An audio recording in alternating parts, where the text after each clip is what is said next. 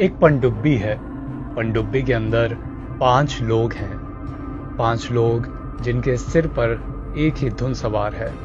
धुन कि 111 साल पहले जो एक जहाज पानी के अंदर, समंदर के अंदर समा गया था, उसे ढूंढेंगे, उसका मलबा ढूंढेंगे। 5 लोग पनडुब्बी में ये मलबा ढूंढने के लिए निकलते हैं। कुछ ही घंटे बीतते हैं कि उनका संपर्क बाहरी दुनिया से टूट जाता है। पनडुब्बी को लेकर तमाम तरह की बुरी खबरें आने लगती हैं।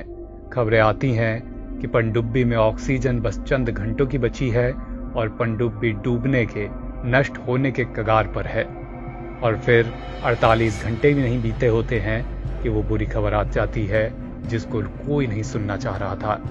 पनडुब्बी पानी के अंदर नष्ट हो जाती है, उसी जगह के पास जिस जगह करीब 111 साल पहले वो जहाज नष्ट हुआ था, जिसका मलबा ढूंढने के लिए ये 5 लोग पनडुब्बी में निकले थे। पनडुब्बी नष्ट होने के साथ 5 की मौत हो जाती है।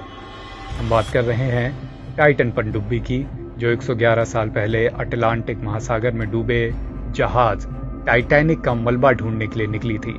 पनडुब्बी में 5 लोग थे और पनडुब्बी के नष्ट होने से 5 की मौत हो गई। जानकार कह रहे हैं कि अब इन 5 के शव निकालना भी संभव नहीं होगा। समंदर की गहराई में जाना, इनके शव को ढूंढना अब संभव नहीं। इन सारी बातों के बीच सबकी अलग अलग राय आ रही है कि पनडुब्बी आखिर हादसे का शिकार क्यों हुई। क्या उसके बनाने में ही कोई कमी थी? क्या टाइटैनिक जहाज जहां पर डूबा था, उस जगह के आसपास परिस्थितियां इतनी विपरीत हो चुकी हैं, इतनी विषम हो चुकी हैं कि वहां जाना, चाहे पनडुब्बी से चाहे गोताखोरों का जाना, अब संभव नहीं है। इन सारी बातों के बीच, विशेषज्ञों के अपने अपने बयानों के बीच, एक बयान अब डिस्कवरी चैनल टीम के सदस्य ब्रायन वीड का भी आया है। ब्रायन वीड डिस्कवरी के तमाम ऐसे खोजी अभियानों के सदस्य रहे हैं।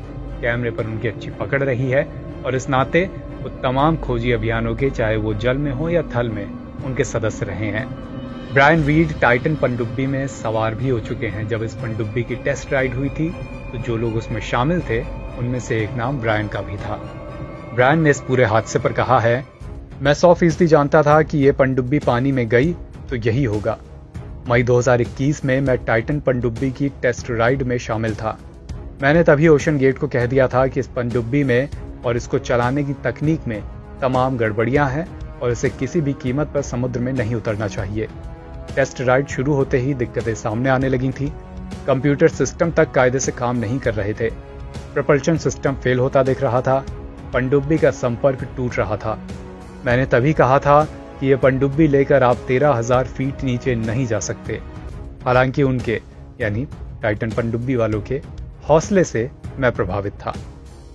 ब्रायन वीड की इस बात ने अब तमाम सवाल और भी खड़े कर दिए हैं ओशन गेट कंपनी पर भी, टाइटन पनडुब्बी की बनावट पर भी, कि क्या ये पनडुब्बी उतनी मजबूत थी ही नहीं कि यह अटलांटिक महासागर के अंदर 13,000 फीट तक जा सके। एनबीटी ऑनलाइन की रिपोर्ट।